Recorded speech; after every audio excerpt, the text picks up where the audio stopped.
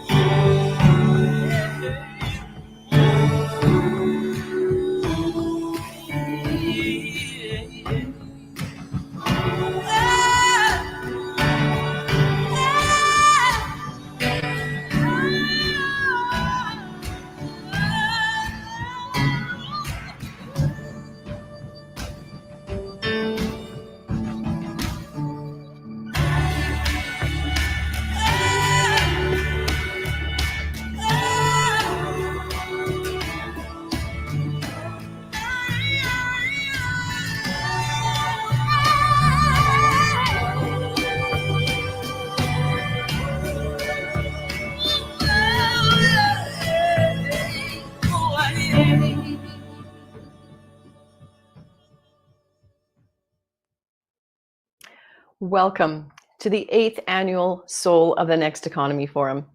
Virtual this year, but still focused on bringing us together in the spirit of making business better for everyone in our communities. Hi, everyone. I'm so happy to get the morning going and to see you here. My name is Yvonne Jeffrey. I am your co-MC for the morning as we explore the future of business, focused on coming together as a community to explore positive possibilities. Volunteering with the Soul Forum has been so inspiring this year. I've been involved with the forum for several years, filling roles from speaking about the United Nations Sustainable Development Goals to advising behind the scenes, and this year helping to organize the virtual forum, particularly today's session. I work in sustainability as my day job, but my passion is collaboration, and that's the lens that I'm bringing to today. I'm passionate about today's theme, because I believe that the really big problems facing us today can only be solved if we work together as individuals, organizations, and indeed as sectors, business, academia, not-for-profit, social enterprises, and all levels of government. And that brings me to our MC collaboration. Here's Phil. Good morning, and thanks for that, Yvonne. Way to start us off. For everyone else, thank you so much for joining us. Most of you know me already. I've had the absolute honor of being co-MC for this entire forum. For those of you who have had to put up with me this entire week, bless your hearts. As I mentioned before, I work at Momentum, where we work with people living on low incomes and partners in our community to create a thriving local economy for all.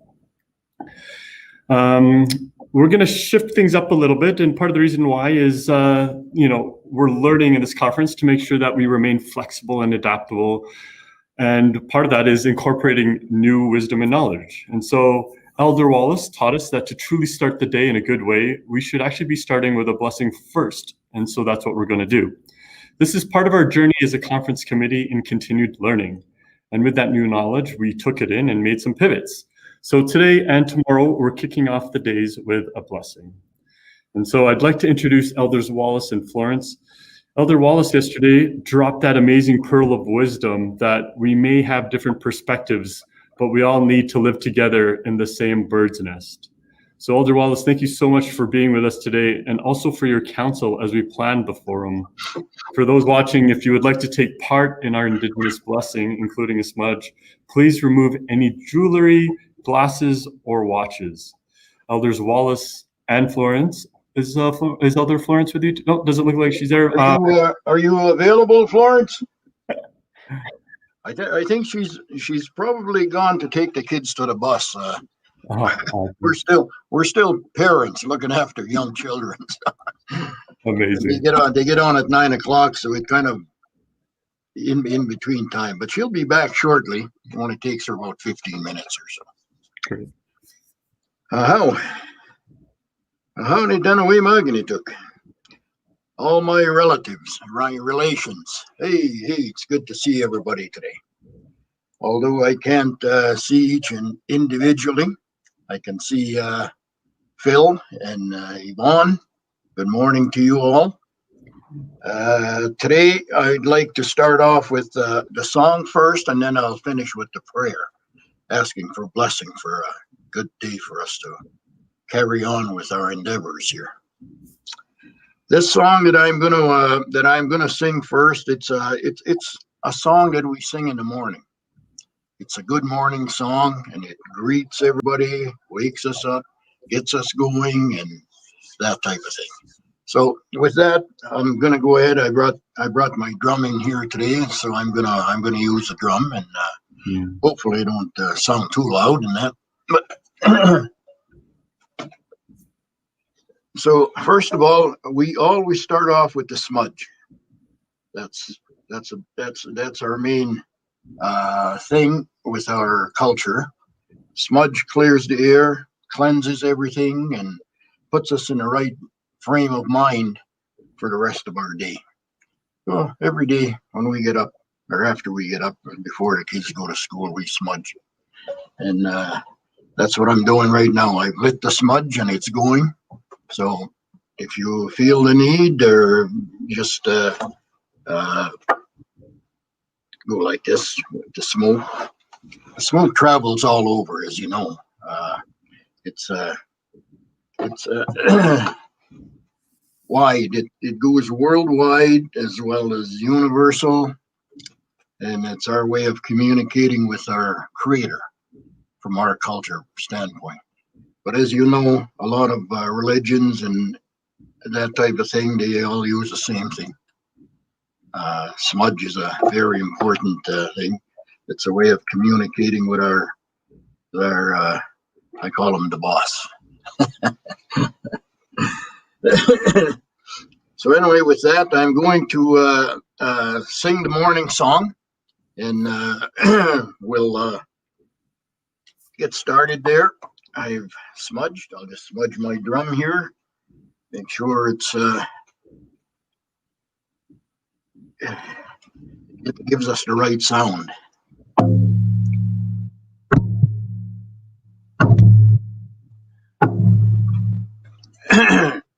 When we start off with our drumming, we usually hit the drum 4 times, and what that does is it wakes up all the spirits and tell them, "Come on down, we got something going on over here."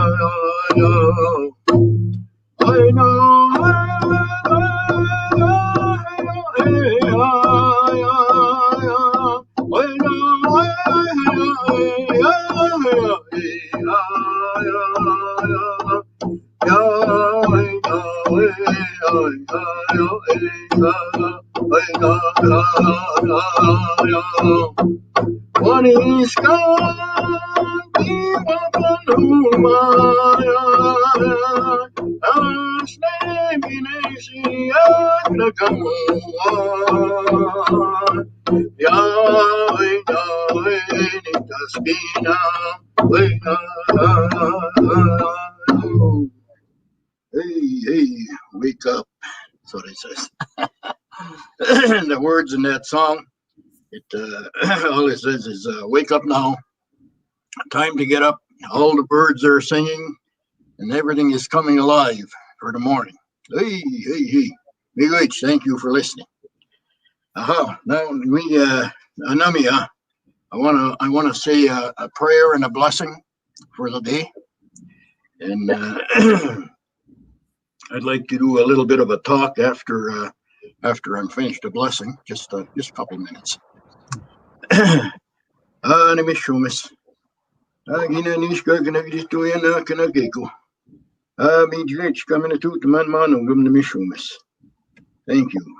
You're the only one. Creator God, I ask you today to come and sit with us.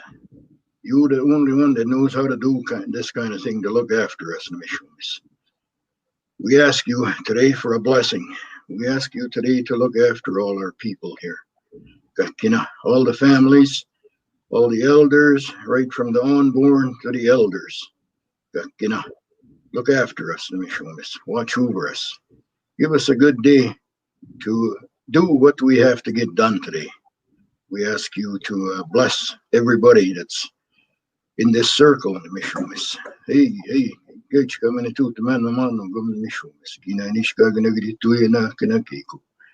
thank you for looking after us. Thank you for being there whenever we need you, Creator. Hey, hey, Man of the Earth is my name, and I'm asking a blessing today for all my people. Hey,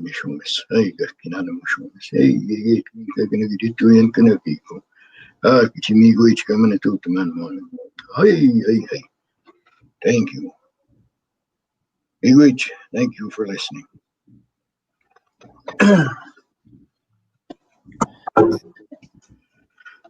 Okay. I was just having a look at what our subject is today and what we're going to be speaking about.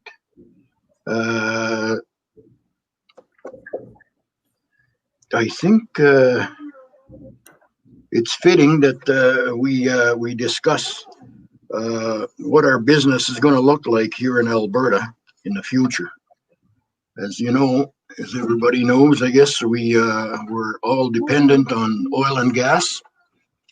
That's going to the wayside. It won't go away completely, but we're going to have to find a different way of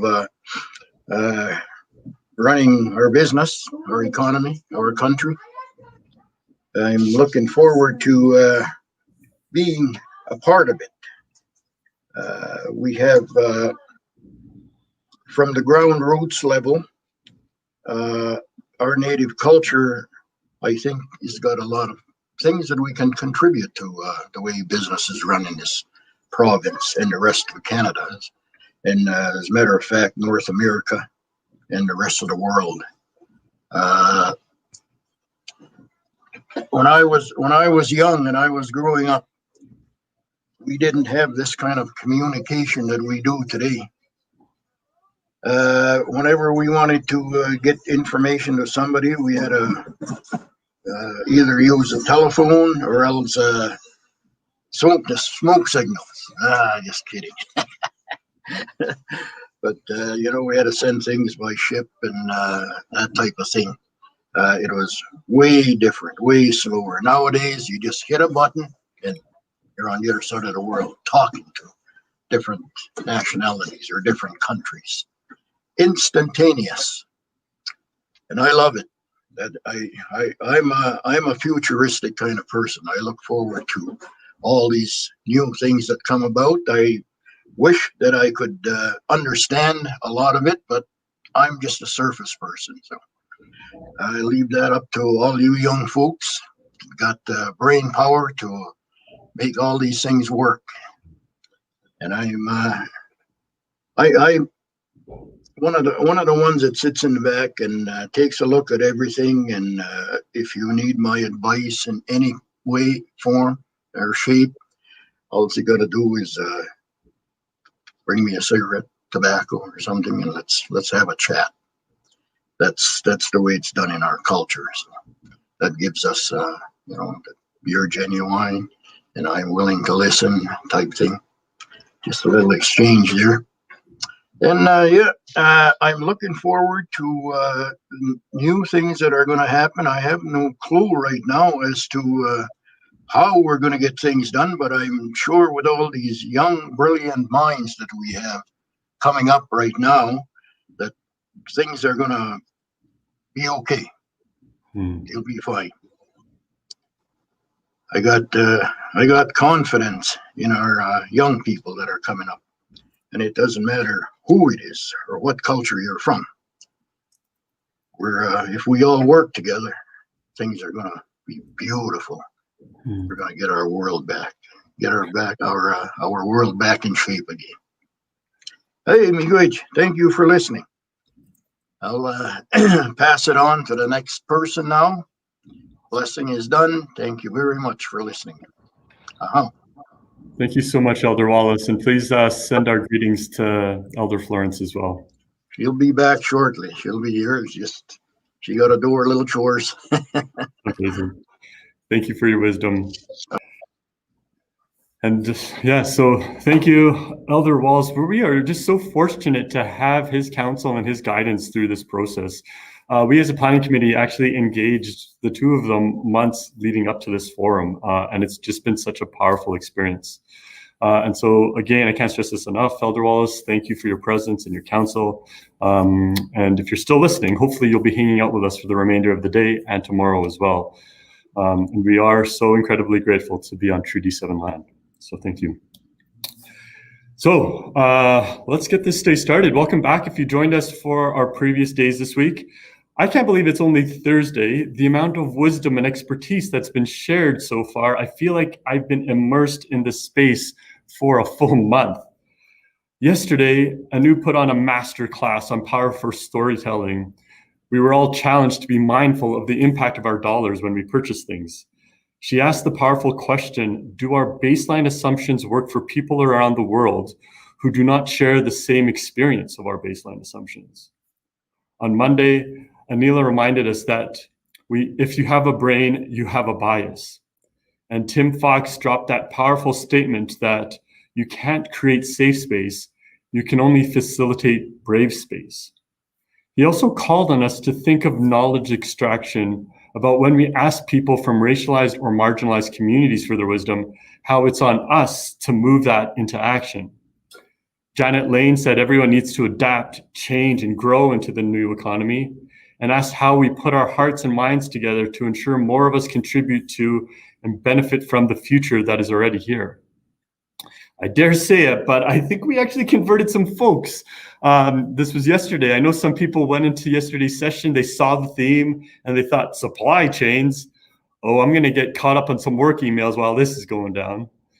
People came out of that session completely surprised, and they were excited. Like, there was lots of comments in the chat saying how excited they were about procurement and about the power of supply chains to create significant change, both on a systems level and across many industries.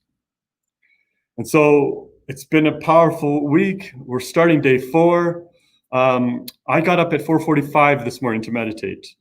I use this app called Insight Timer. And on it, you can see who else is meditating around the world and even in your own city. So you can actually see all the other tired Calgarians who are sitting in meditation with you. And there was something that felt oddly comforting, knowing I wasn't alone, that, you know, it's completely dark. I didn't think anyone was awake at that time of day. But when you look on that app, you knew that there were other people sitting on a cushion working on being fully present. The app reminded me about the importance of community, that there's something really powerful about it. It's almost like I can't even put it into words, but it's this aspect that technology, it's almost a burden and an irritation at times, but it also brings in new possibilities and opportunities. And so, yes, it's always better to get together in person, and Zoom fatigue is real. But because we moved the Soul Forum online this year, we had experts like Paul from Canadian Tire joining us from Toronto. Tim from Chandos also joined us from Toronto. We had folks from Comox and Vancouver. We even had some people join us from the UK and from Spain. And so again, this only would have been possible because we're online. I also did some rough calculations this morning using a carbon footprint calculator. And because we don't have hundreds of people driving to and from Ambrose for multiple days, we saved roughly 4.2 metric tons of CO2 emissions by not having people drive to the forum and stay home. That doesn't even include all the flights of any of the expert panels that we would have had to fly in for this. And so, again, thank you for embracing technology, and thank you for choosing to be a part of this courageous engagement and conversation. As I mentioned, today is only day 4 of 5. Each day we've had a different sub-theme, and today we're focusing on co-creating our business future, energy, and beyond. We hope you're able to join us for the entire day, and you come out for tomorrow, our last and final day, in what we hope is an inspiring session to close out the week. For some of you, this is your 4th time hearing this. I'm going to sound like a broken record, and I don't really care, but this is important stuff because none of this would have been possible without them. So I got to give a big shout out and thank you to our sponsors. We've got associate sponsors Chandos, Connect First, and Suncor, our patron sponsor Service. So please be sure to connect with them and check out their exhibits along with the other sponsors in the exhibits tab above. Let's move on to the housekeeping for the day. If it's your 4th day, you're probably all experts. We have, and if you're struggling with the platform at all this morning, don't worry. We have a Q&A session taking place at 8 a.m. Every day to kind of walk you through this platform if you're feeling overwhelmed by anything. But this is a good rule of thumb. If you're ever lost, just go to the Live Watch Now button. That's a good reset. If you don't know where to go, just go to the Live Watch Now. Alternatively, you can always click on Agenda. Think of Agenda as your map of where we're going, because just like a real forum, we're going to be in different rooms. We're going to be in different parts of the building throughout the forum. And so if you end up in a room and no one else is there, or if you end up in a place or you accidentally shut down your window, just come back to Swapcard, click on Agenda, and you'll find out where everyone is. As well, we've also got a team of support to help you out. So always be sure to click on the Help tab, and one of the amazing staff behind the scenes will be able to help you. Will be able to help you out at any point. Yeah, you can see on the circled part there, and there's also a notifications bell that you can also take a look at for announcements as well. This next part I'm going to quickly run through. It's best if you're on Chrome. There's a live discussion box, chat on the right. Please engage and participate. Unfortunately, like if it was in person, I could call you up by name. A lot of you know me. I know a lot of you. You know that if we were live in person, I would totally pick on you and put you on the spot. Unfortunately, I can't do that. So feel free to leave comments in the chat. Introduce yourself. And actually, let's do this right now. If everyone could just take a couple seconds, let us know who you are and where you're tuning in from. Just give you a couple seconds for that. It's always amazing to see where everyone's coming from. Another really cool thing about the Swapcard platform is it's super easy to connect with one another. All you need to do is go to the attendees tab. You can message one another, you can video call one another, and you can do that directly. You can connect on LinkedIn through their profiles. You can also see what sessions other people are checking out. It almost makes networking so much easier than in person. Like when you're in person, you need that awkward introduction. You need to like wait for that break in conversation or wait in line before you can reach someone. All you need to do here is just send them a quick message. So make sure there might be people who are trying to connect with you. So make sure that you check out your own messages tab to see if there's anyone else that's trying to connect with you. Our breakout sessions and roundtable discussions will be taking place on Zoom. So right now we're on Swapcard, but we'll be transitioning back and forth between Zoom and Swapcard. Another thing I just want to remind everyone, and I'll touch on this in more detail later on, is take a break. This online platform can get a little bit exhausting, so don't forget, we need to take breaks. A couple other things, let's be present and engaged. Try to limit multitasking. Yesterday, it cracked me up. I was part of a Zoom breakout session, and I'm not throwing shade at the person, but I saw someone on a full-on business call. She had herself on mute, thankfully, but she was also handling a business call. That's totally allowed. We're all adults, and we're trying to like navigate these waters of COVID. And so if you have a lot going on, that's perfectly acceptable. But if you can, let's be fully present here and now as much as possible. And again, if you can't be, that's totally okay because, it's crazy times right now. I also want to remind everyone that this is a marathon. It's not a sprint. So remember to take care of yourself.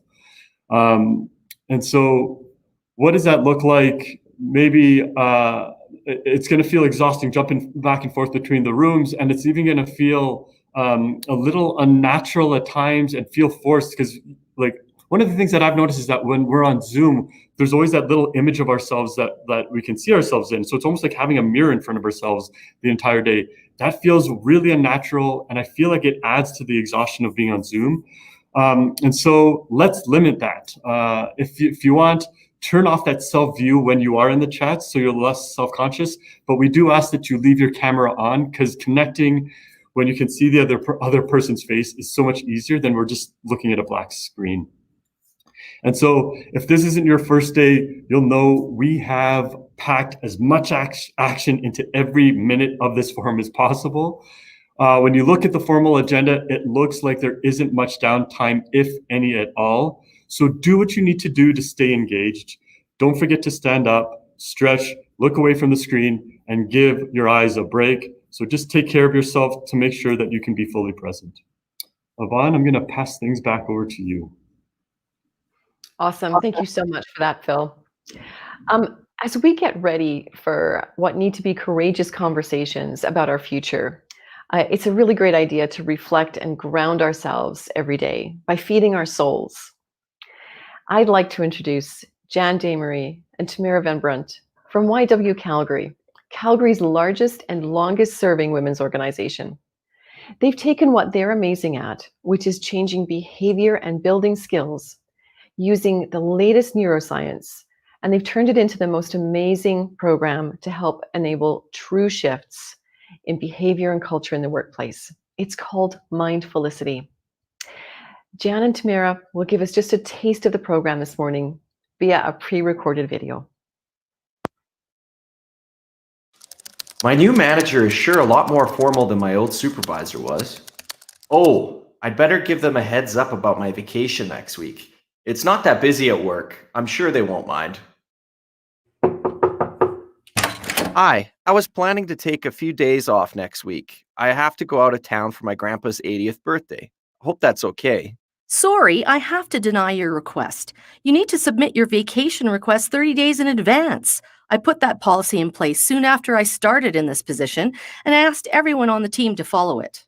What the?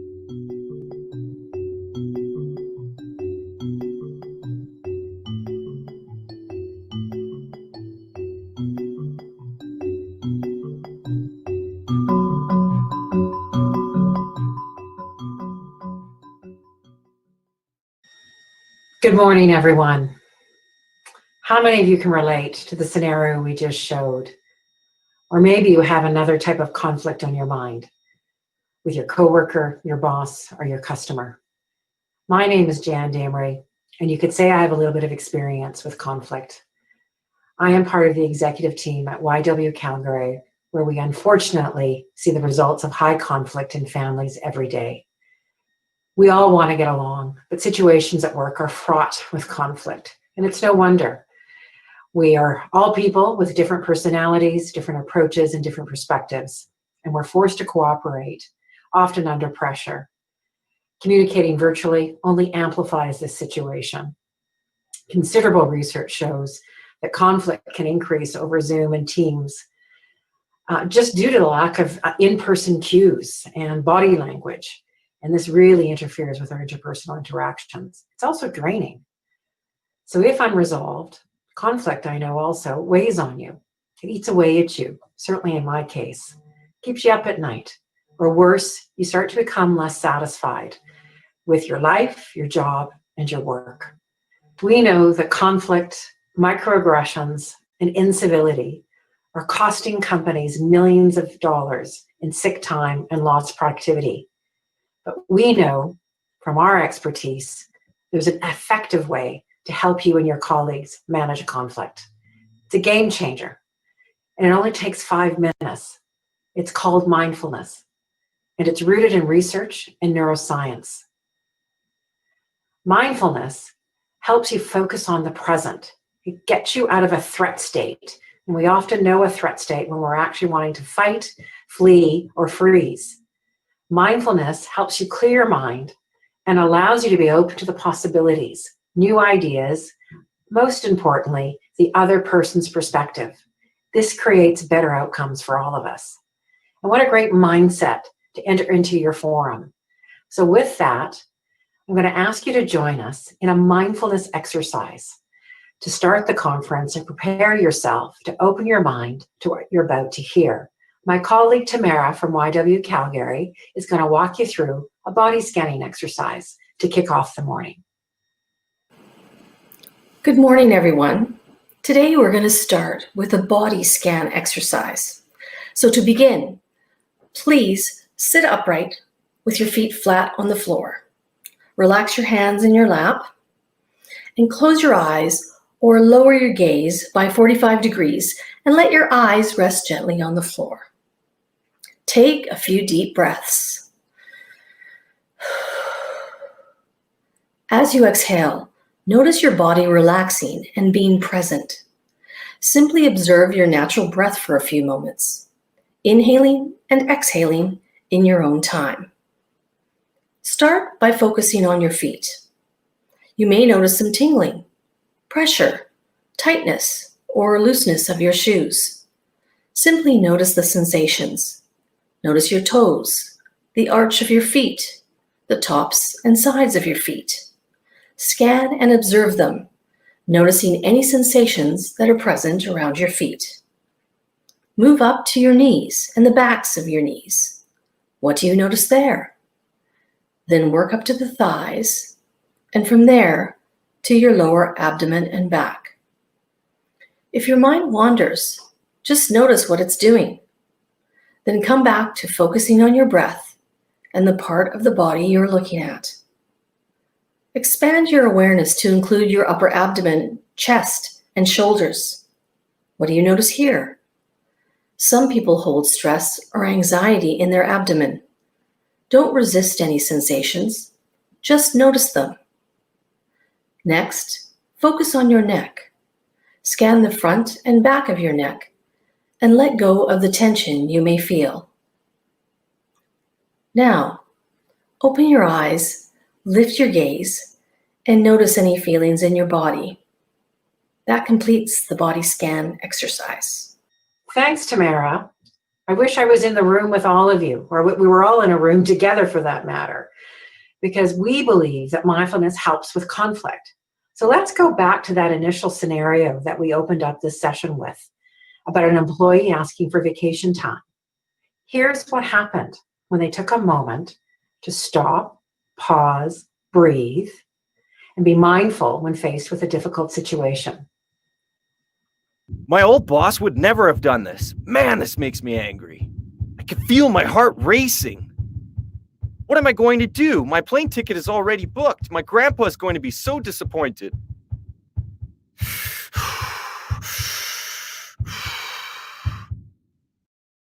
Okay, so what I'm hearing is that there's a new process you put into place that I didn't follow properly? Yes, I introduced the policy to the team over a month ago. I needed to put this process into place to ensure that everyone was treated fairly, and so that I had enough time to approve everyone's requests. I can understand how hard it is to juggle all the team's vacation requests.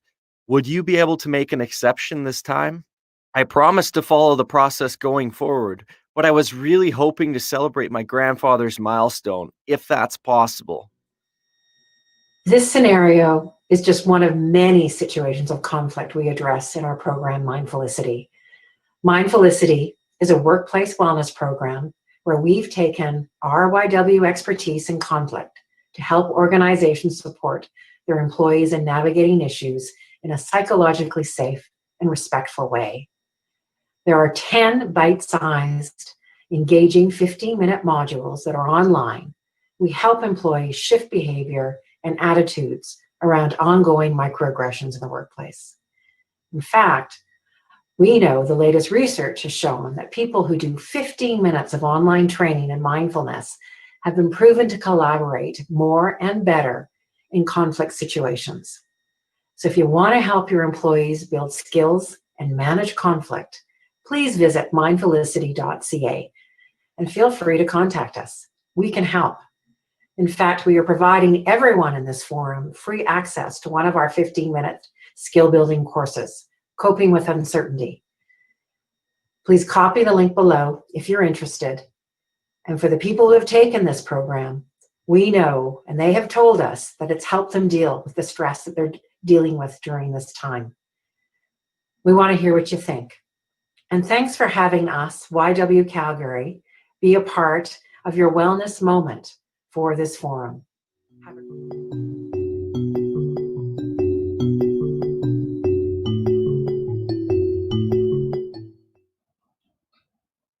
Thank you so much, Jan and Tamara and YW Calgary. If you'd like more information about Mindfelicity after this morning's session, we've included the link in the chat.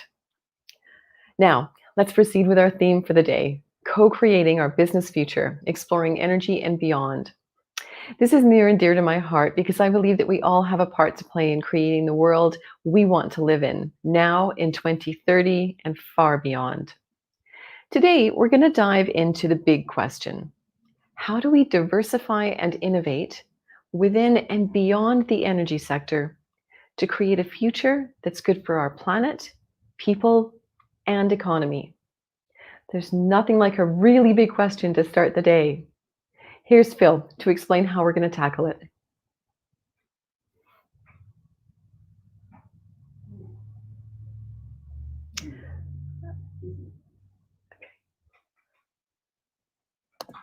I was muted, rookie mistake. It's not like this is my fourth day, you know. I'm just learning this system. I haven't been co-emceeing every day this week.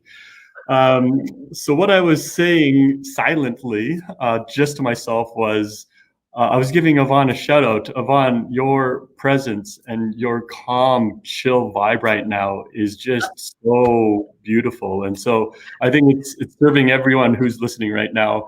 And then there's me. I'm like the contrast, and I'm just disrupting all that equanimity you're bringing in. So my apologies, everyone. Thanks, Phil. You're doing an awesome job. You know that, right? Thank you.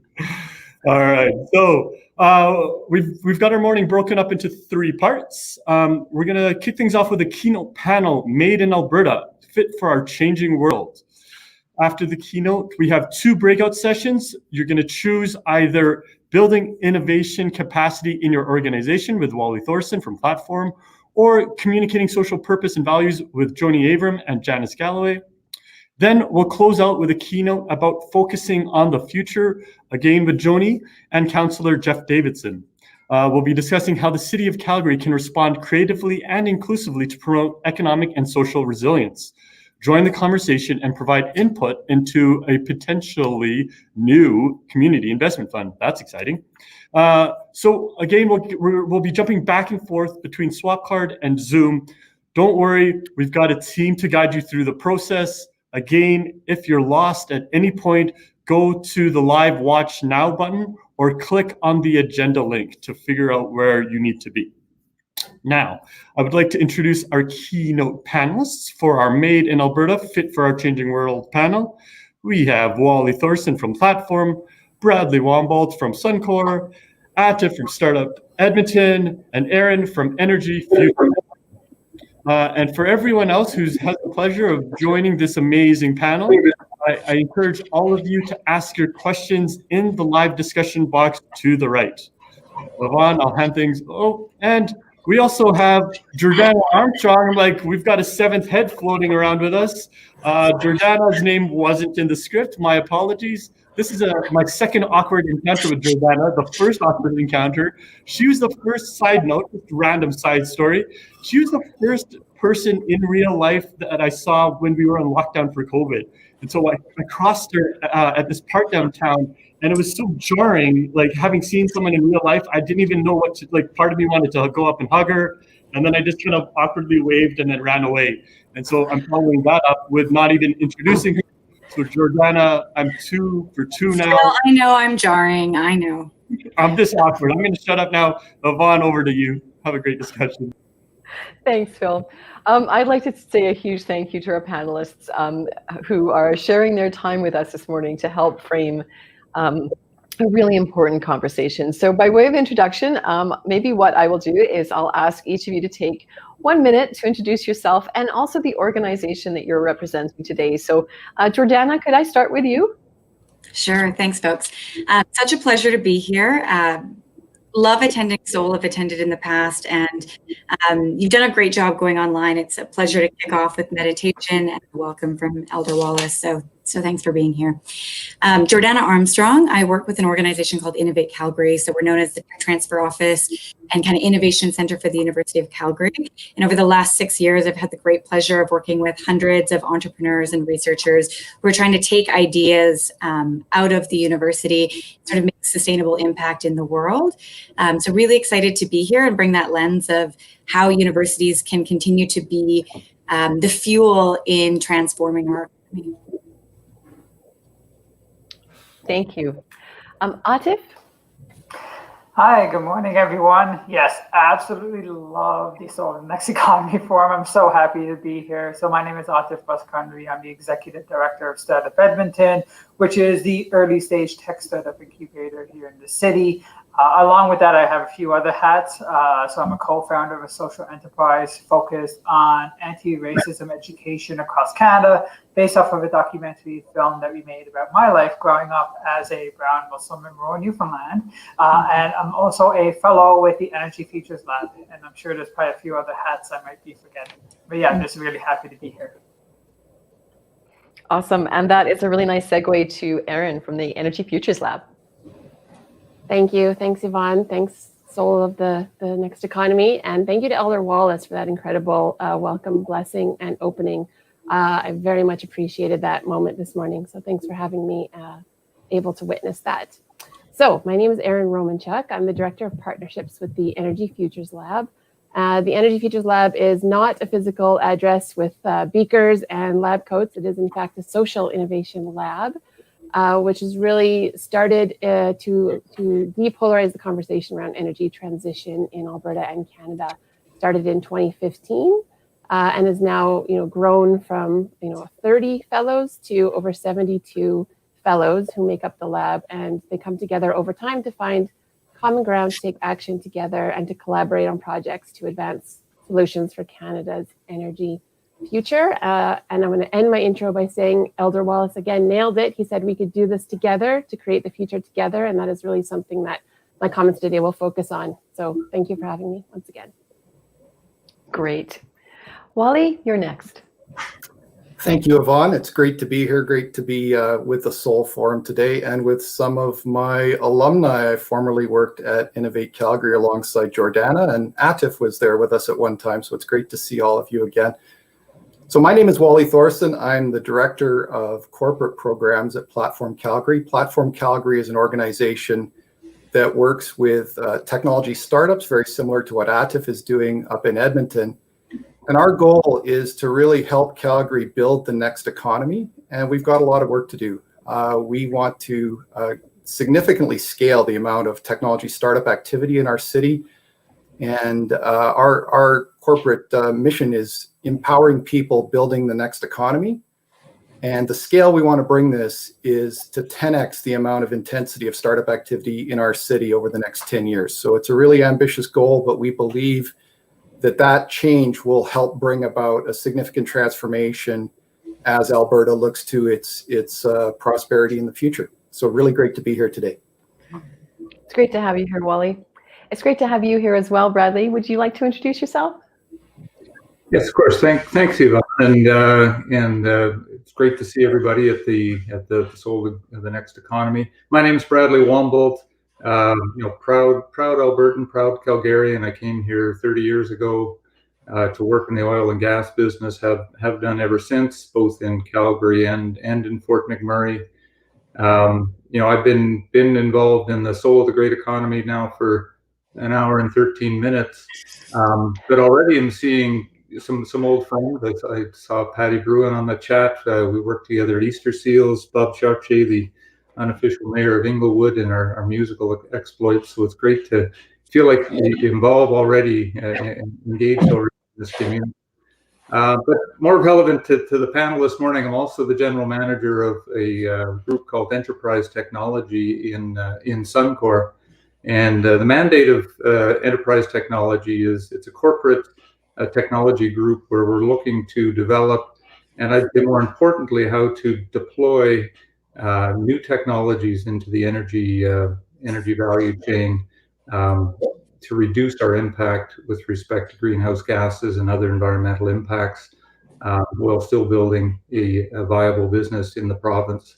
So we get involved in a number of different technologies, spend a lot of time thinking about energy transition and about the role of a large organization like Suncor with legacy assets, legacy business. How does a company like Suncor pivot to help reimagine and participate in the new energy future?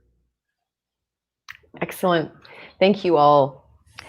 There is no doubt that the challenge we face today in the world of business is significant. As we look at the future, we have a rapidly evolving pandemic, a world so divided that we seem to have forgotten how to listen and talk to each other, and a climate that's increasingly putting people in danger. This is a system that is so multidimensional, so dynamic, and so complicated that it's hard to know how to focus on the future. But gaining a greater understanding of the future together will help us to figure out where we are in relation to it and what's needed on the journey between now and then. That's what this morning is really about, how we can purposefully explore this emerging future together. As we get started, we've actually created a poll for you using Menti.com to build a word cloud in real time. So just go to the chat to click on the link and enter in one word that describes the future you would like to see for your community. And you can enter this 3 times, so if one word's not quite enough, you can use extra. Okay, so for the panel today, we're going to start with the big picture and the future that we want to create. So if we're talking about the future, let's look at a bit of a map that will help us through the panel. Wally, did you want to talk about the 3 horizons slide here? I think it's up on the screen. Sure, I can do that. Thanks. What we're looking at here is a picture of some stick people who slid off the back window of a minivan somewhere in Calgary. And they're at Callaway Park looking at the roller coaster. No, what's really happening here is this is kind of conceptual drawing, talking about how the businesses that we're in have to fit the context of the environment in which we're living and operating. And if that environment is shifting and changing, if the needs of that world are changing, our businesses are going to lose their fit for purpose. And the challenge with this is that that's the world we know. But this future world, which is over on the right-hand side of the screen, is unknown to us. And we don't know what that's going to look like yet. And so it leaves us at this point of indecision. Should we stay in the world we know? Or should we go all in on innovating towards that future? And we don't know what that future is. So what guides us? And that's what we really want to talk today about, is what are the things that are guiding us towards a viable future for our economy in Alberta, a viable future for our planet in terms of climate and environment, a viable future for society in terms of the impact and the role that energy plays in the world system. So that's the setup, and I'm really looking forward to the discussion with the team today. Absolutely. So I guess the question is, do we stay or do we go? And if we go, how do we go? So, Erin, I wonder if you could talk a little bit about pathways and potential pathways that we could take to the future. Sure, thank you. I very much appreciate that visual, Wally. Thank you for that. And I agree that we don't necessarily know what that future looks like or how to get there. However, I believe that we can craft a vision, one that is in fact shared, so that we have some sort of guiding sort of light or star to sort of steer the ship towards.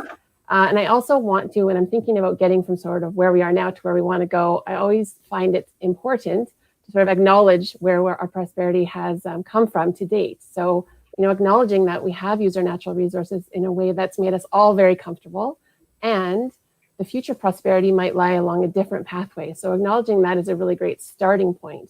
And I think, with the Energy Futures Lab, we're very focused on leveraging our resources and our expertise in a way that helps build that future system. And so the Energy Futures Lab does have a vision. I welcome everybody to go and scope it out. It's not short and sticky, it's quite long, but it's something that really guides our work. And so all of the innovations, all the ideas, all the projects that we work on are in service of getting to that vision. And the final point, because you talked about a minivan, is the point of using backcasting. So if you have that vision, you can look backwards from that to today and really plan and identify pathways. Like there will be multiple. Nobody's going to identify one pathway to get us there. Otherwise, if you're planning with really only what you have already experienced, it's like driving forward, only looking in the rearview mirror. So you're looking at those stick men that just fell out of the back of your van, but that's not going to help you get to where you need to go. And so that's sort of the framing for which I see us getting from here to that vision. Yeah. Jordana, I'm going to be a little bit challenging here, and I'm going to ask you if you feel that we have a shared vision in Alberta yet. There's a lot of people doing a lot of really good work in this space. Do you think we're, as a community, sort of coming together behind it? I think the short answer for that is yes, but I realize that I live in a microcosm. We are our own echo chambers. And when I think about any reluctance to embrace innovation or participate in any type of diversification or energy transition, I think it often relates to fear. And so when we consider the context that we're in right now and consider meeting people where they're at, I think folks are socially isolated. Of course, that's amplified with COVID, but we've seen those trends prior. There's a lack of authentic community and connection. A stat in the US, and I think Alberta is not dissimilar to some US states, but on average, a US adult has less than one person they consider a close community member or someone they can rely on. And so how can people not feel fearful when they don't have a sense of community around them necessarily? And we're individually trying to survive, and your livelihood is being at threat. And so I think concurrent to the conversations that we're having around diversification and innovation, which are incredibly important and I think are being had, we also need to consider building community resilience and embracing a culture of change. And so it's not just about jobs, it's also about reconnecting people. And the meta on that is we probably need more innovative ways to reconnect people in community. Absolutely. Atif, what do you think? You work a lot with businesses and with startups. So do you think that, does our business model itself need to shift, do you think? This is interesting. So, I mean, when I think about the business model, and if I was to say like the business model of Alberta and how we got prosperity, I kind of look at, with Alberta, like oil and gas is there, but that's actually not what created the business model. It's not necessarily a resource-based business model. And people talk about going from a resource economy to a knowledge economy. It takes a ridiculous amount of knowledge to figure out everything that we've done in the oil and gas sector. So essentially, this so-called resource economy incubated this knowledge economy and this knowledge-based business model for Alberta. Now, the catch is, going to Wally's point, how is it that we shift that, like the architecture of that business model to solve the problems emerging in the future? And again, it might not be oil and gas, it's going to be other things. But I think we actually have the resources and capabilities within Alberta, within that business model to get there. It's just a matter of how we apply it and how we come together as well. And another thing that, just kind of coming off of what Jordana said about community, that's actually one of the biggest things that informs your business model. People, and this is something that we find all the time, people create products, services, and business models based off of who they have connections to and the community that they're connected in. So I think that community piece is really vital when we talk about entrepreneurship. And that's something we talk a lot about at Startup Edmonton. We actually don't invest any money in startup companies. The biggest support that we give them is this connection to a community of like-minded people, of mentors, of talent, of supports. And that connection to a community is the fuel that helps people figure out what is that next business model that we have to get to. Excellent.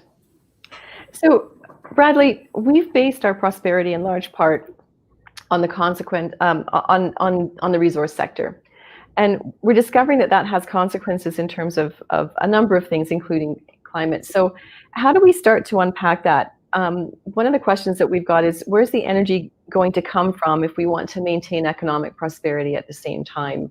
And I know that Suncor is doing an awful lot in this space. Can you talk a little bit about some of the opportunities that you see?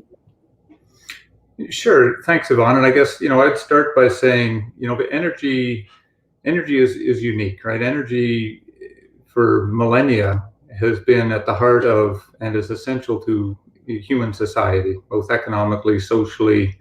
If we're talking about the soul today, I think energy is at the heart of the economy, pumping the blood that animates essentially everything we do, every activity, every industry, every service.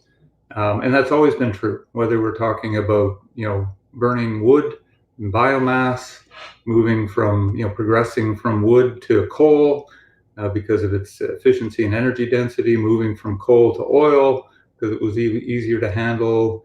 Now we see some movements to gas and to what's next. And that's the nature of the question.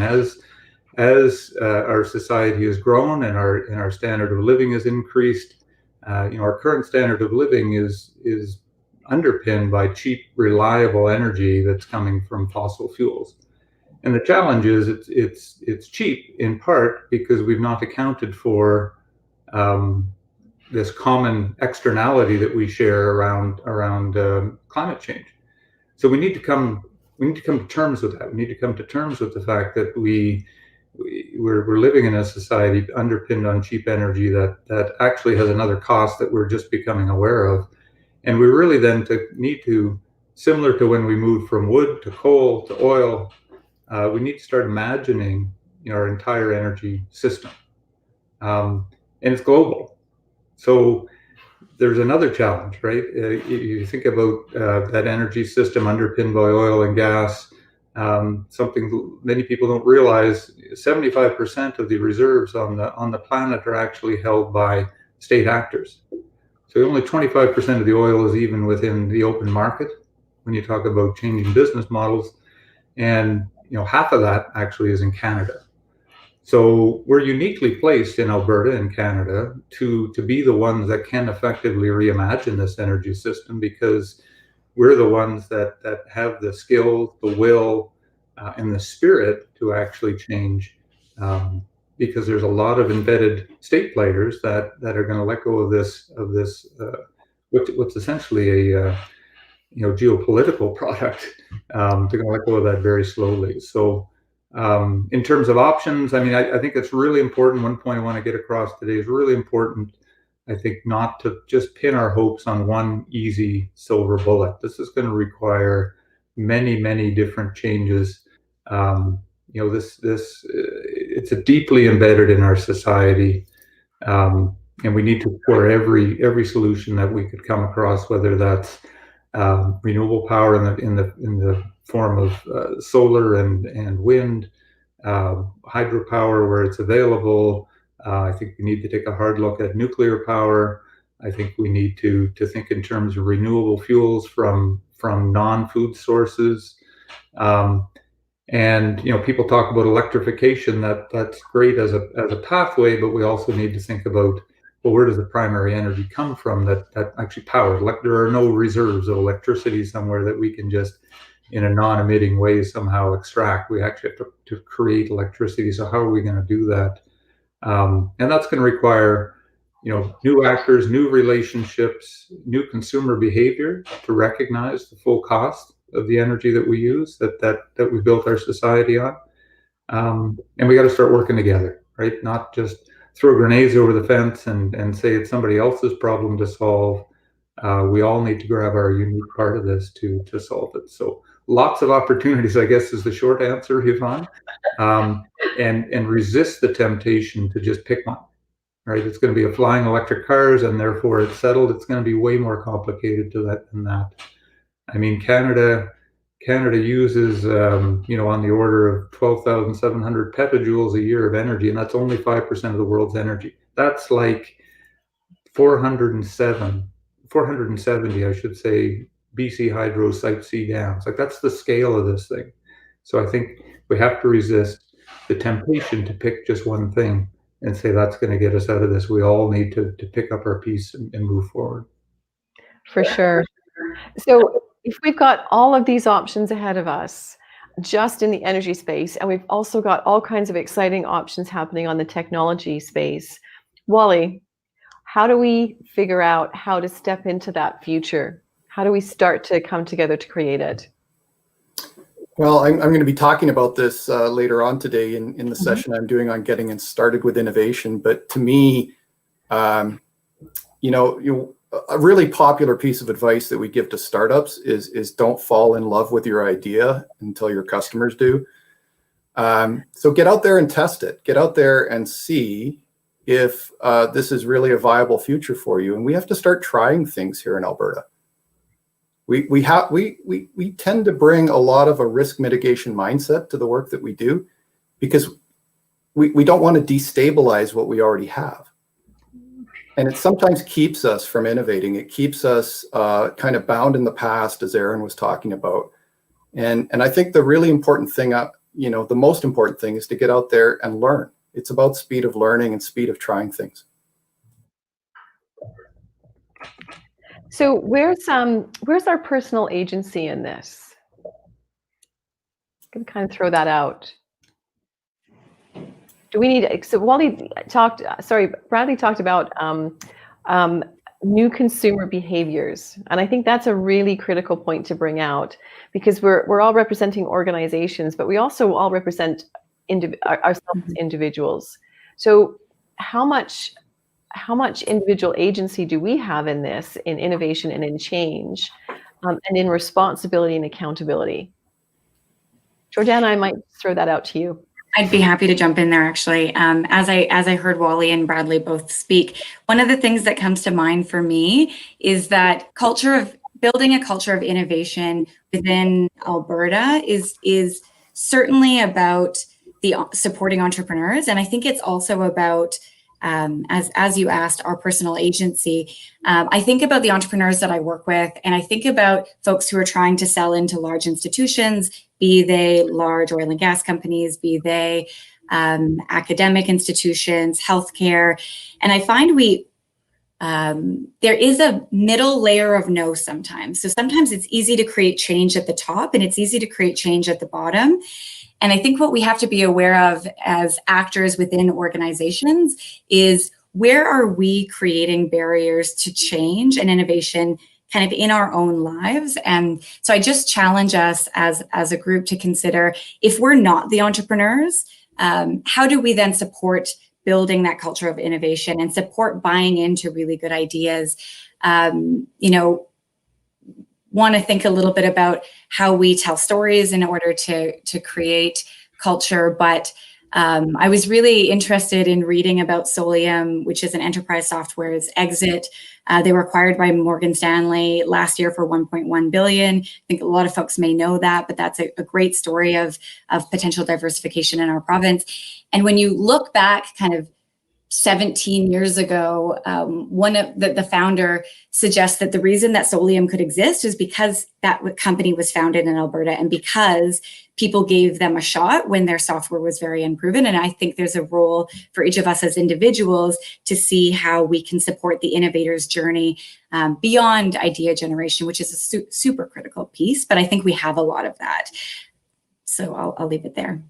Hey, Yvonne, if I can just cut in on that a little bit. I mean, Yeah. Because this is something we ponder quite a bit, where I'm working right now is the innovation ecosystem, if you want to think of it that way. And, one of the things that kind of troubles me is we fall into the kind of Silicon Valley mindset in terms of thinking that this energy challenge is going to be solved in the same way that we would create some killer app. And I would submit it's actually not going to happen that way. I would submit that a lot of the digital innovation we see right now is not the kind of deep innovation that we require. It's actually harvesting an innovation that was made in the 60s. Like I often tell my kids, like you may think you're pretty hot, you know how to use that phone, but it's my generation that invented the internet. And that's the scale of what we're trying to do. And you have to think back to, we're not just harvesting the benefits of improved communications through something like the internet, we're trying to invent a new internet, a new energy system. And that's going to require, yes, entrepreneurs, but it's also going to require many other, I call them critters in the ecosystem, doing their part. Government needs to play a part. Operating companies like where I work need to play their part. And I don't think we've quite come to the realization. We seem to believe that, 5 people in their garage are going to come up with some, Mr. Fusion, and now we've got a new energy system. I would suggest it's unlikely to occur that way. And we need to start thinking about how each player in the system needs to reimagine their role and contribute what they uniquely can contribute. And when we think about a company like Suncor, we think in terms, well, what can we contribute? Well, we've got some deep-setted skills in hydrocarbon manipulation, for example. We have access to some funding. We have some assets where these things can be deployed. We've got distribution systems. We have a number of things even places to study stuff that's not available to entrepreneurs, and we need to start thinking about how we use those unique capabilities as a player in the system, and not kind of think that the entrepreneurs are just going to come up with it. And an example very quickly I'll use is our participation in the Enerchem facility in Edmonton, which is a startup technology to convert municipal solid waste garbage into fuel products.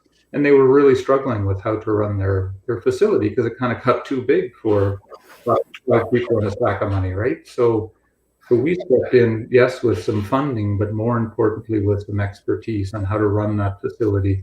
And we've seen some great successes when we work together to play our role. And not fall into the key is Silicon Valley is one way to do innovation, but we actually need, I think, another model, another way to think of innovation that employs more players doing their part, not just sitting back and waiting. Right. Aaron, I want to jump in and actually be a little contrarian on that if I can. One of the person who has really disrupted things related to energy is Elon Musk, and he's kind of the epitome of a Silicon Valley entrepreneur.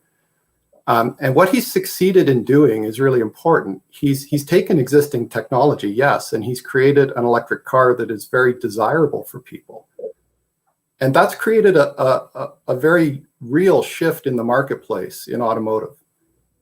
And they are now the most valuable market cap automaker in the industry by far, and yet they only have 1% of the worldwide market share. So clearly investors are betting on a future that was delivered through entrepreneurship. And I hear what you're saying, Bradley, about technology and about solving the deep technical problems that we have in our energy systems. But I think we have to recognize that disruption is kind of like cheap underwear. It just kind of sneaks up on you. It comes from the fringe. And we have to be open to that. We have to be open to people coming in with radically different mindsets and radically different views about what's possible. And I agree with that, Wally. And that's what the entrepreneurs bring to the party. Exactly. Right? Yeah. But the only reason Elon Musk is able to do that is because he's stinking rich. And that's going to be... So what other mechanisms can we bring to play, and what other players can we bring to help people bring these disruptive ideas into reality? We absolutely need disruption. We absolutely need to encourage entrepreneurs, but it can't stop there. We need to have a regulatory system that supports that kind of innovation. That can only be done by government, and they need to be on board bringing their part of the puzzle. In many cases, we're talking about multi-billion-dollar installations. Musk, for all he's done, as you said, has penetrated 1%, and I would submit electric cars are not going to. Electricity as a start is not even an primary energy source, so he's not done much to disrupt the energy primary source system. Notwithstanding, the changes required are going to be multi-billion-dollar exercises. And why wouldn't we use some of the existing assets we have and convert them over? So we need to think about how operating companies also play a part in that.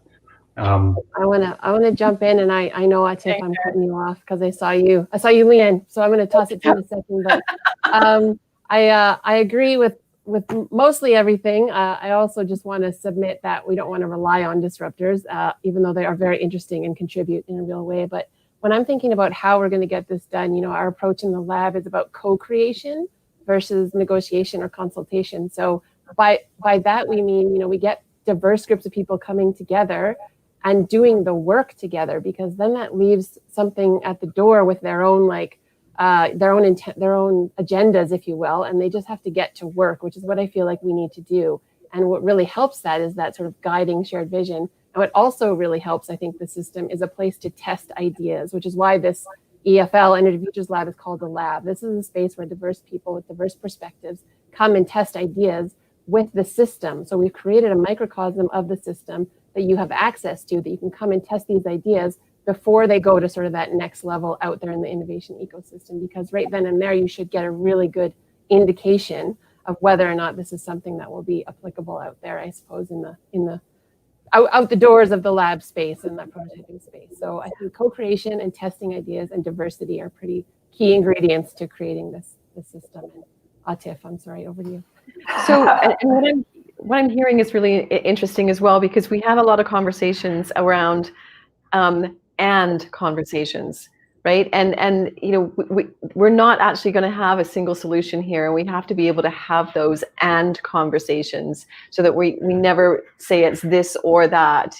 It's people working together, and it's people, organizations working in different areas as well at the same time. So this feels really, really messy to me. Like it's a very messy middle, if you will, between the present and the future. Atif, can you sort of jump in a little bit? You've got such amazing expertise and experience in bringing people together and innovation. So what do we bring to the party to get through this middle ground? I guess, especially in Alberta, what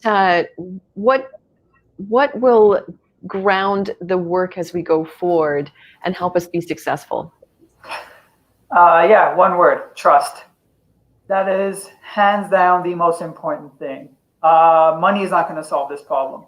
It's going to be social trust. And the reason I say that is when we talk about Silicon Valley or whoever it might be, when I talk to entrepreneurs about what is it when they experience when they go down to Silicon Valley, they actually don't talk a lot about the money and all of that.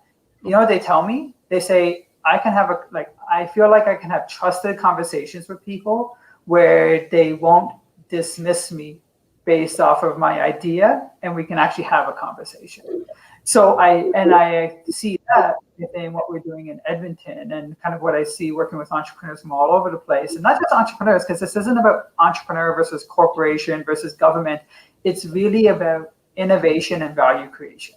And when we talk about value creation, it's all about how value creation is steeped in understanding the problem to be solved. Once you understand the problem to be solved, you create a solution, then you can ask for all the money in the world because it's justified, it makes sense.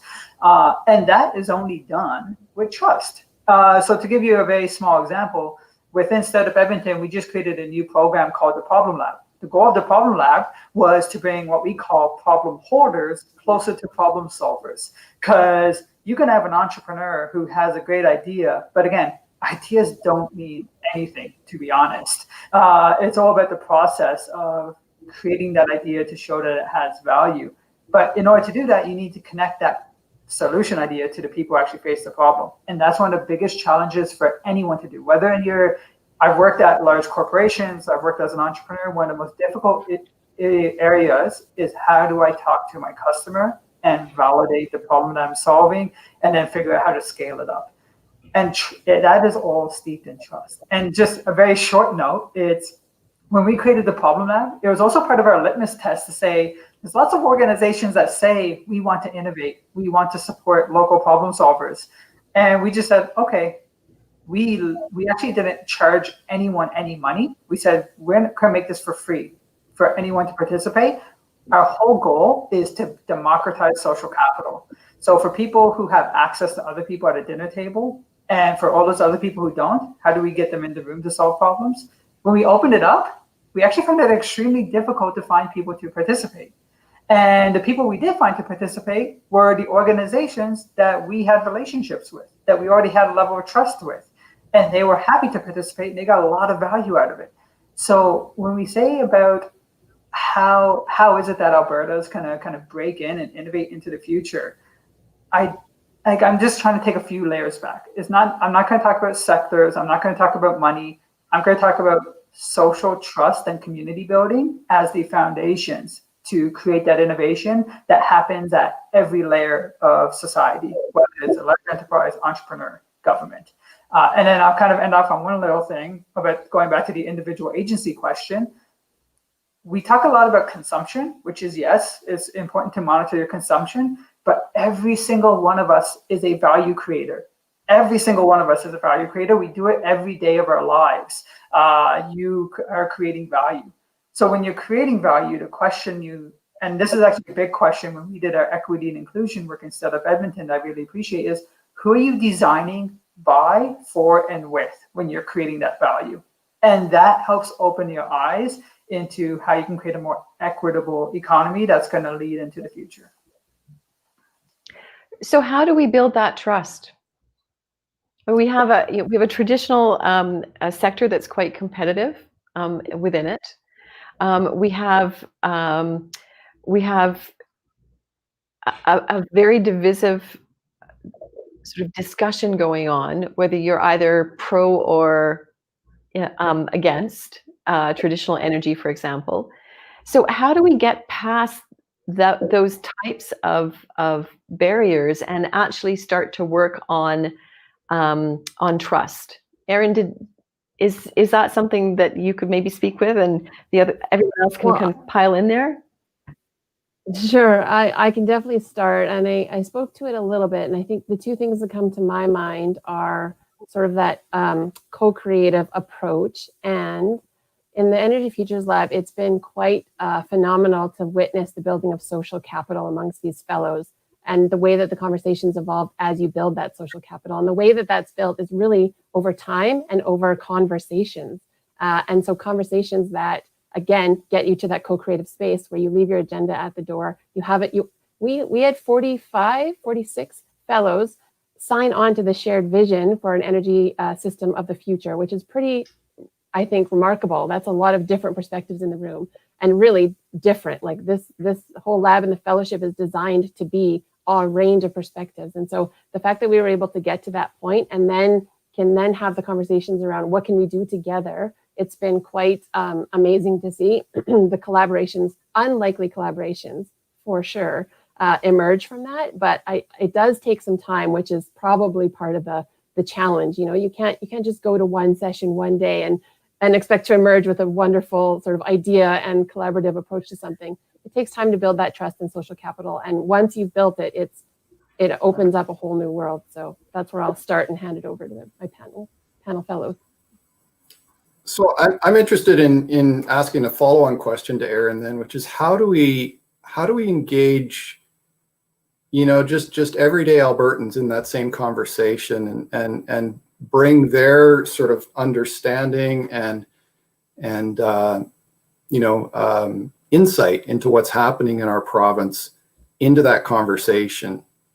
And do you think that that's part of the secret sauce here? Oh, in for terms sure. of I mean, managing the one transition? core sort of branch that we focus on is sort of that culture and narrative level. So how do we influence and shape this narrative that is that and story Yvonne spoke to?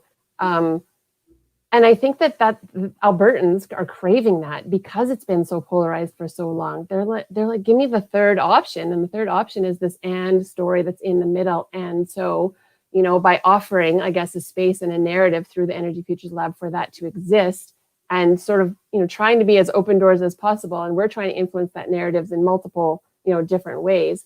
Again, I think it's taking time, but I think this is another sort of personal, you have to check yourself when you're putting somebody in one of those camps, because that's your default. Are you drill baby drill, or are you leave it in the ground?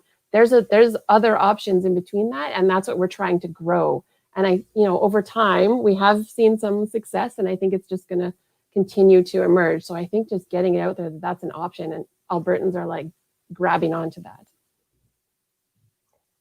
Jordana, going back to something that you said earlier about sort of our mindsets of innovation, and where we might have sort of a pro-innovation mindset at the top and at sort of the grassroots level, but there's an element in the middle here that might be barriers. How do we start to shift those barriers, and are some of those barriers our own biases? Yeah, absolutely. I think just picking up off of what Erin was just talking about around storytelling, I think we need to believe in something to take risks. And so I think there's an aspect of organizations like Energy Futures Lab or the innovative work that Suncor is doing internally, or the startup folks who are on the call. I think we are out there telling stories of successes that we see, and we see people taking action every day. So not just speaking in rhetoric about diversification, but really going out there and trying to do something differently in the world. And I think that, again, I go back to us as individual people in this entire conference. How are we influencing people at the dinner table? How are we influencing our second cousin over a Christmas dinner to just believe in a future that we can co-create? And so I talked about Solium as one of those examples. The many folks that all of us are individually supporting. I don't know if Parvis Therapeutics is a life sciences company that had also $1 billion deal. So I'm not just talking about the Silicon Valley stuff, but there is real diversification happening in our province, and we need to tell that story better as individuals because we have to create that belief. Absolutely. So I'm conscious there's a question from the audience here about any thoughts on why the conversation around energy transition tends to center around wind and solar, less so on other technologies like nuclear and geothermal. So Bradley, I don't know if you're the right person to throw that to, or. Well, I can take a shot at it, Yvonne, and then we'll see how I do with the other panelists. But I saw that question on the chat, and I'm thinking, well, yeah, why is that? And I think it's a very human answer that people can imagine solar and wind a little easier. I mean, the real gap in this messy middle we're talking about, I think, comes with our kind of our deployment model. If we're thinking about it's going to be as simple as it is to upload something to the internet, it's not like that. I can imagine putting solar panels on my roof. I can imagine a windmill down the block. I have a little bit harder time imagining how we're going to get a nuclear facility built in northern Alberta to power, the oil sands, or change our electricity system so Elon Musk can actually use his electric cars, because it's a bigger problem. And I think, we talk about trust. I think trust is valuable insofar as it needs to lead to relationships. It needs to lead to different relationships. People need to take a risk, step out of their paradigm to say, this is what I do as an oil and gas company. This is what I do as a forestry company. Maybe, in that instance, we need to think about a new value chain. How could we reimagine, co-create a combined forestry energy business to maybe deliver some renewable fuels that have a lower carbon footprint? But you have to think about your businesses differently. You have to have that trust, that we were talking about, to cross that boundary, and then be able to imagine that we could step forward and play our role. Because I think something like nuclear, something like geothermal, that'd be great for somebody else to go do, is how we all think about it, and there it sits. Right. Where something like a windmill, I can kind of get my head around a windmill or putting a solar panel on my roof. So that, I think it's a very human kind of answer around what can we imagine, and can we step out of these paradigms and actually develop and build new value chains with people we've never worked with before. And I think that's the great part of what Erin's doing in the Energy Futures Lab, bringing those parties together. So at that point, I'm going I'm watching the clock here a little bit. So I want to make sure that we bring the audience participation in here. So if we could get the word cloud up, that's a pretty significant word cloud. I love it. as we close out, I'm going to ask each of the panelists for your top takeaways as we look at this cloud from the audience as well. Atif, could you kick us off? So I think this has been a wonderful discussion. I see the word inclusive up there, and something Bradley said that really sparked to me, which was we had a way of living where there was externalities that we were unaware of. Now we're aware of them, and we're wondering, okay, what do we have to do with these externalities? And I'm actually relating that back to the trust and social side, and I'm thinking about like the work that I do on anti-racism and equity. It's that these externalities of, for example, people facing racism always existed, but now they're much more apparent and visible. So then the question to us as society is, what are we going to do about it? In the same way that we look at environmental impact, the question to society is what we're going to do about it. And I'm actually looking forward to seeing more people tackle that question, because we need a lot of people tackling that question from all types of angles in order to find the answer. Awesome, thank you. Jordana, your top takeaways. I think I'm hearing a sense of urgency and excitement to co-create this future that's in front of us. And so picking off of something Erin said again, I think it is time for us to do the work. And so I'm just curious about in my own life, and maybe a call to action for folks in this virtual environment is to do something differently today. I mean, if we drove into Seoul, I appreciated Phil's carbon savings that we had as a result of not driving, but drive a different way home than you came, or pour a cup of tea instead of a cup of coffee, and just see how that changes your perspective. And I say that because I think we need to be considering how we influence the systems around us as individuals, and how we are creating the barriers to change that we want to see, and or finding those opportunities to really do something different to propel this system forward. Yep. Bradley. Yeah, thanks. And this is a great word cloud. I'm just trying to go through all the words, but I mean, sustainable to me is table stakes, right? And that's obviously why it needs to be front and center. I love the word collaborative and inclusive. I think we all need to think about, what unique skills, mindsets, capabilities we bring, our organizations bring, our community bring. What can they bring to bear on this problem, so that we can, I love the word co-create, because it's early in the process, to co-create a new system. And that just requires a different level of thinking. It's not about improving whatever system you're in today. It's actually about blowing that apart and bringing it back together in different ways with different people, and rooted in what you can bring to that party. And then an openness to collaborate with new and different people to create something that is sustainable and allows us to thrive and keeps us connected and all dynamic and all these other great words that are on here. Awesome. Wally, over to you. Yeah, I guess just a couple points here. The first one is that change is hard. And we're living that this year in 2020. And a lot of people are fearful about the future as a result. But I think the other trend that I see happening is that there's an emerging sense that we're in this together. We've got some wicked problems we need to solve, not just here in Alberta, but all around the world. And I think there's a growing shift in the collective consciousness from me to we. And so that's a really important change that we need to continue to, I think, focus on making as a society, is that real concern for other people. And then out of that, I think, comes this understanding that we have to get on with what I call transition innovation. This is innovation that isn't going to take us all the way to the future, but it's going to take us partway there. And when we climb up that hill, we're going to have a much better sense of the lay of the land. And that's the biggest shift I think that we need to make, is to have a willingness in Alberta to embrace transition innovation and really get on with doing that.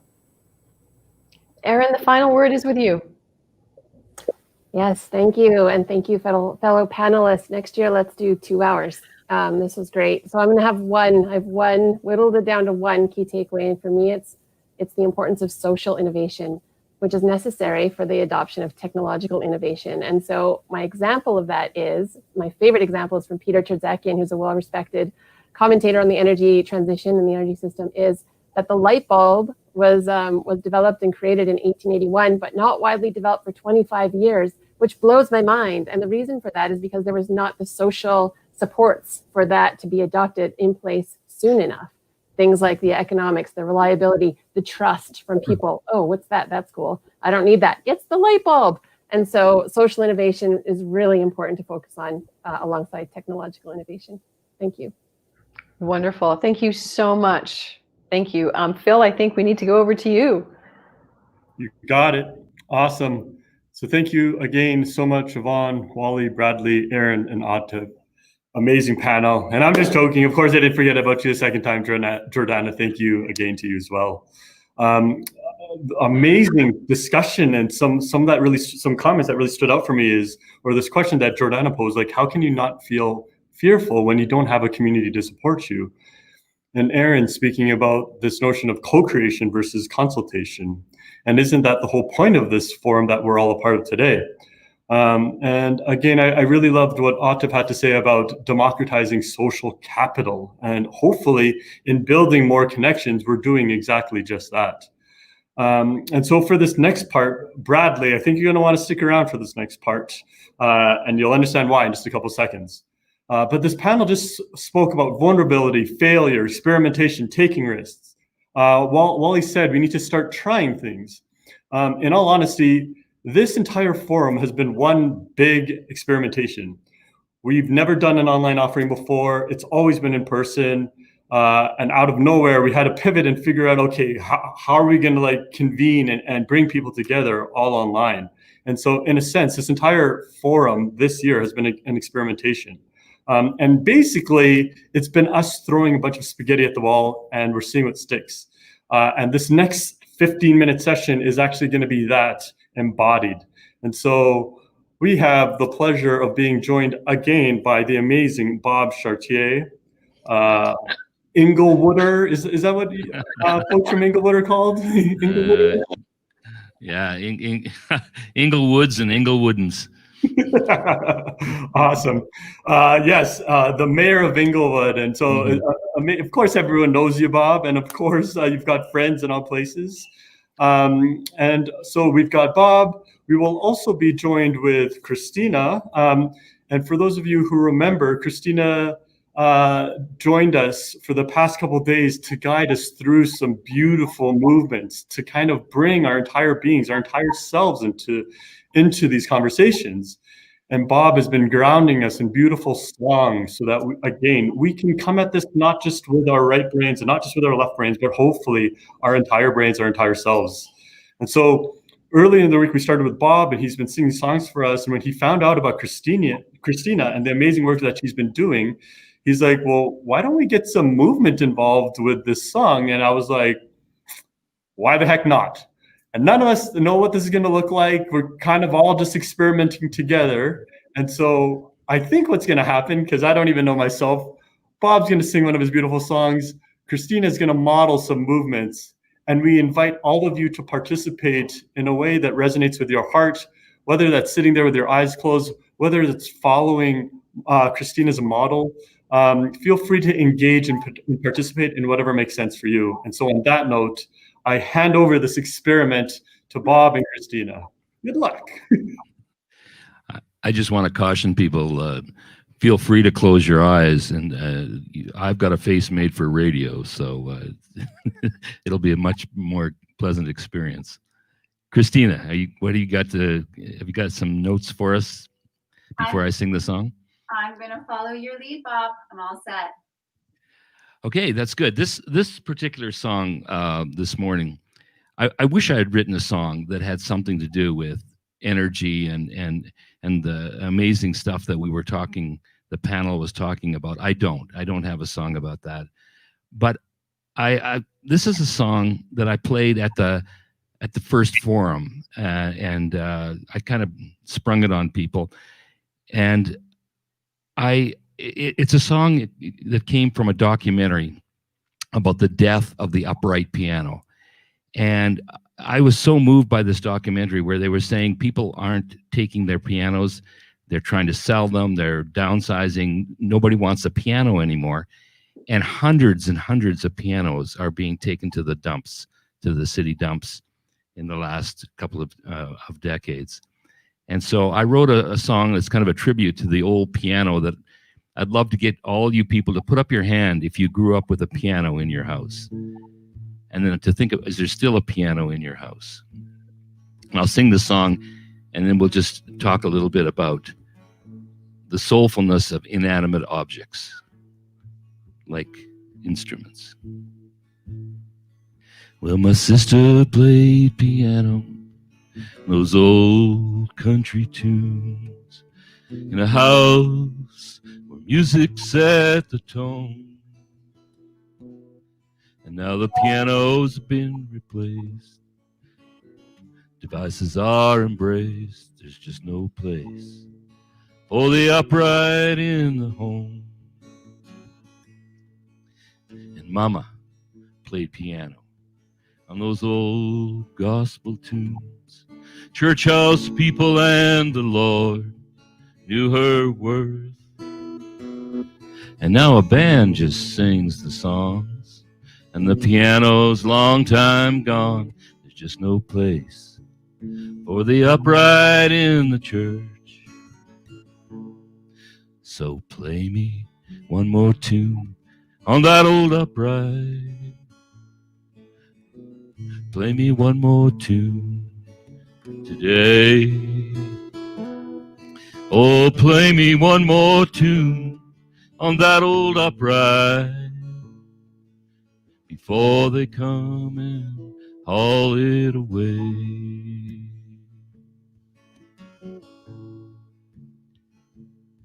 Well, cigar burnt pianos lived in those honky-tonks, standing upright in a world of falling down.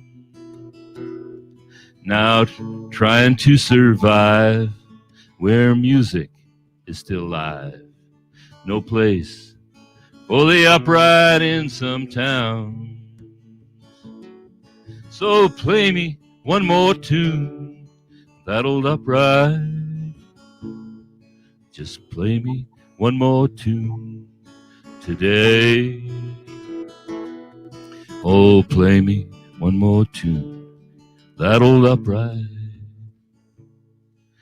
before they come and haul it away. Now those old pianos, they were the soundtrack to our life.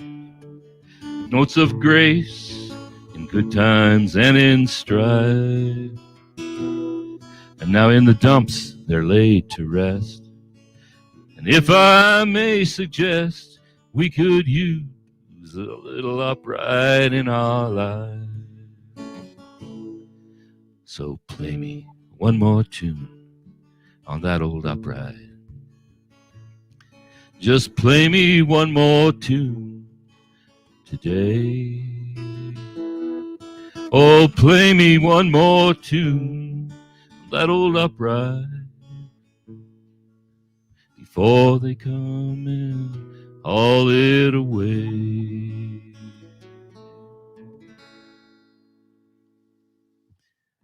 So there you go, a little ode to something that was in many of our lives and brought a little soul into our families and into our homes and into our businesses, into even the honky tonks. Even though our two honky tonks on the Music Mile, the Ironwood and the Blues Can, still have old upright pianos, and am I ever happy that they do. So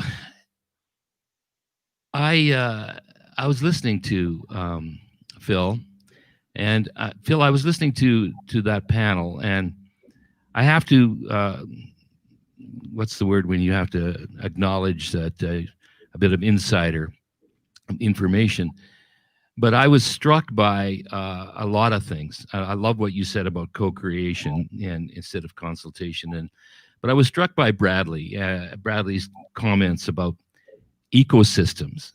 And here's a man in the energy business, and he's talking about whole systems and systems thinking and ecosystems.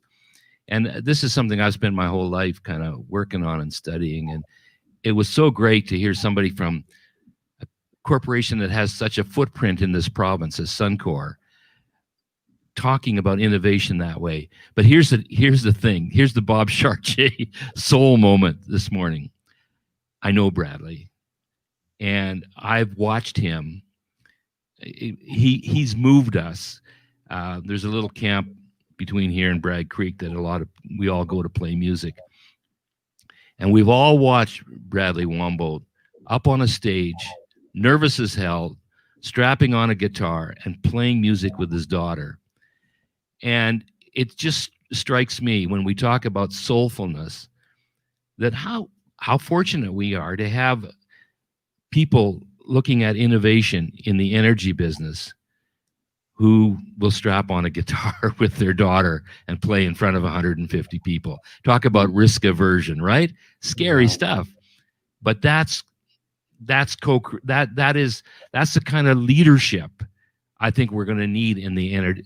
That sounds kind of goofy, maybe from an old guy here, but really, to me, the people that are in touch with their own soulful moments are going to do a lot of good for Alberta and the big picture that we have to deal with in the next couple of decades around things like energy. Beautiful words, Bob. So true. And I must tip my hat to the both of you, Bob and Christina. Again, I had no idea how that would play out, and I thought it was incredibly beautiful. Christina, thank you for just your open spirit. And I kind of like, Christina, can we just throw you in the deep end? And you're like, sign me up. And I thought that was really beautiful. Bob's voice, your movements. I hope everyone in attendance at the forum also found beauty in that. We still have a couple minutes left. Christina, is there any last words that you kind of wanted to share with the people before you sign off for the day? Yeah, for sure. First of all, thank you for letting me do that. How much fun was that? I really enjoyed that. And your music is beautiful, Bob. It's very inspirational and allows yourself and your energy and all of that, your intuition telling you what to do to move you. And that's the key in any form of movement. We have lots of guidance from people like myself, yoga teachers or online stuff, dance, whatever it might be. But make sure it's always true to you and be you authentically in your movement. Step away from your day, take those breaths, get yourself going, and you're going to feel amazing. It really revitalizes you only for 5 minutes even. So amazing.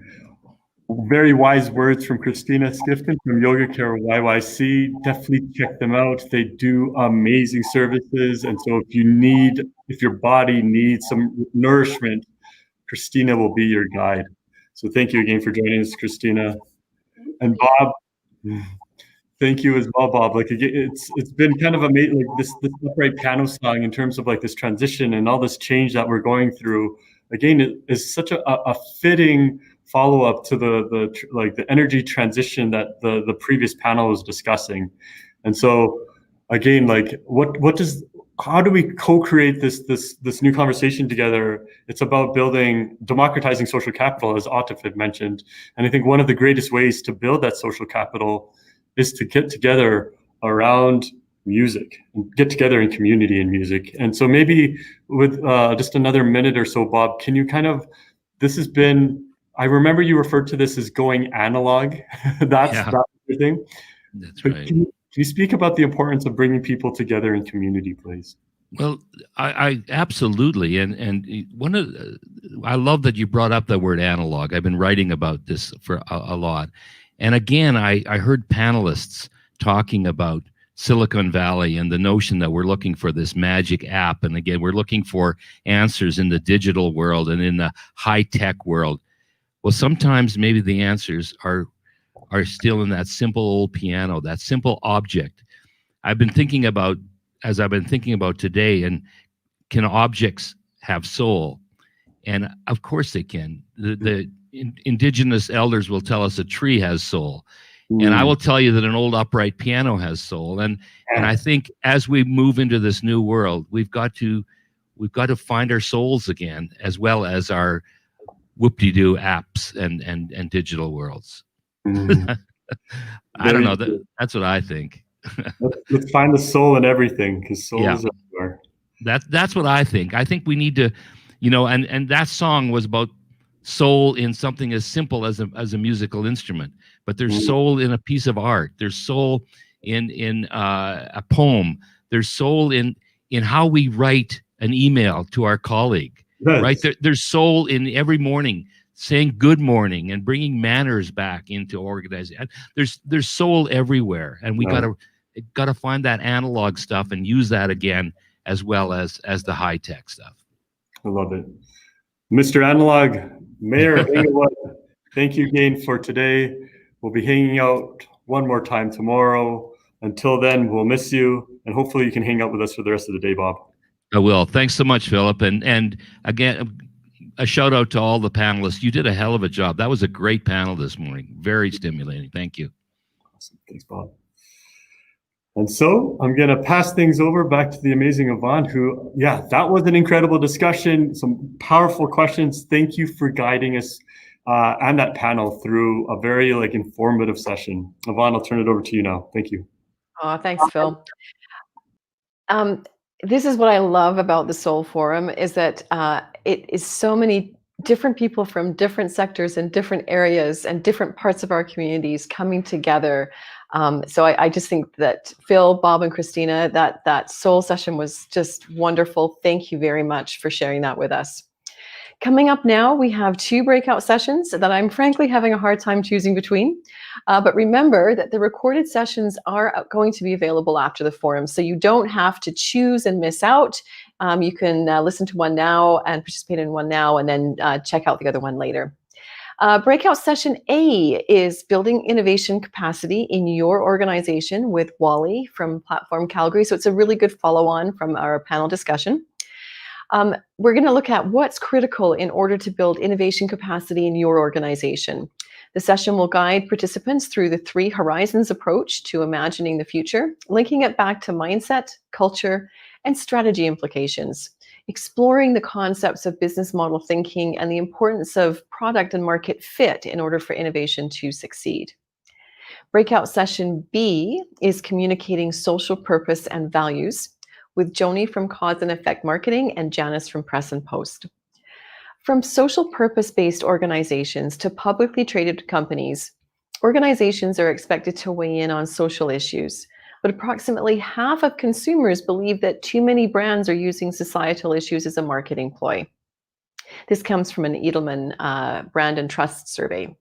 So in breakout session B, you can join communications expert and behavioral scientist Joni and marketing PR expert Janice to learn how to navigate and succeed in this very tricky communication context using best practices and new research.